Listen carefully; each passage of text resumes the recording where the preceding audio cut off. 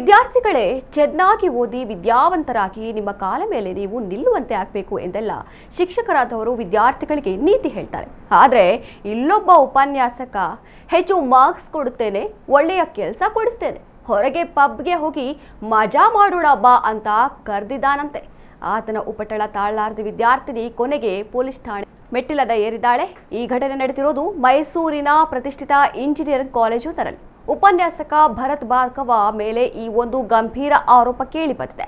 ಭರತ್ನ ಅಸಭ್ಯ ವರ್ತನೆ ಬಗ್ಗೆ ವಿದ್ಯಾರ್ಥಿನಿ ಮಹಿಳಾ ಉಪನ್ಯಾಸಕರಿಗೆ ದೂರು ನೀಡಿದ್ದಕ್ಕೆ ಕರೆ ಮಾಡಿದ ಆತ ಬೆದರಿಕೆ ಬೇರೆ ಹಾಕಿದ್ದಾನಂತೆ. ಖಾಸಗಿ ಅಂಗಗಳ ಬಗ್ಗೆ ಕೆಟ್ಟದಾಗಿ ಮಾತನಾಡಿದ್ದಾನಂತೆ.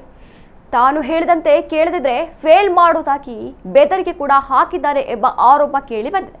ವಿದ್ಯಾರ್ಥಿನಿ ಕಾಮುಕ ಉಪನ್ಯಾಸಕರಿಗೆ ಶಿಕ್ಷೆ ಆಗಬೇಕು ಎಂದು ಜಯಲಕ್ಷ್ಮೀಪುರಂ ಪೊಲೀಸ್ ಠಾಣೆಯಲ್ಲಿ ದೂರು ನೀಡಿದ್ದು FIR ದಾಖಲಾಗಿದೆ.